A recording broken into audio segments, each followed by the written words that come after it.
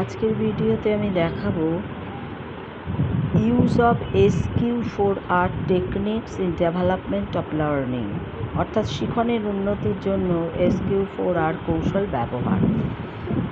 Thomas এবং Robinson শিখন এবং স্মরণের জন্য এই কৌশলটি উদ্ভাবন করেন। এখানে শিক্ষার্থীকে শিখনের ক্ষেত্রে ধারাবাহিক পন্থা গ্রহণ করতে প্রশিক্ষণ দেওয়া হয়। এই ধারাবাহিক পন্থা হলো survey, question, read, reflect, recitation and review. এই স্তরগুলিকেই SQ4R কৌশল বলে। অনুসন্ধান অর্থাৎ সার্ভে, যে বিষয়টি মুখস্থ করতে হবে তাকে পর্যবেক্ষণ করা হয়, অর্থাৎ বিষয়টি সম্পর্কে একটা ধারণা গঠন করা হয়।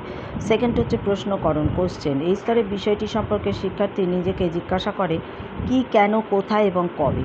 পঠন, রিড, অতঃপর বিষয়টিকে বোঝার জন্য অধ্যয়ন করা হয় এবং দ্বিতীয় স্তরে যে সকল প্রশ্ন করা হয়েছে তার উত্তর অনুসন্ধান করা হয়।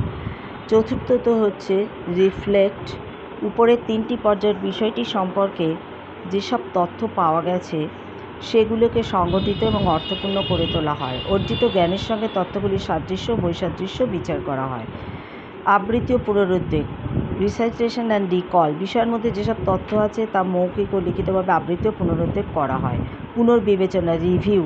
সর্বশেষে যে বিষয়টি মুখস্থ করতে হবে তাকে সক্রিয়ভাবে পুনর্বিবেচনা করা। বিষয়টিতে তথ্য যেগুলো আছে শিক্ষার্থী নিজেকে প্রশ্ন করবে এবং সঠিক উত্তর দিতে সক্ষম না হয় সেক্ষেত্রে সতর্কতার সঙ্গে পুনরায় পাঠ করবে, পুনরাবৃত্তি করবে। ভালো লাগলে লাইক করবেন, সাবস্ক্রাইব করবেন।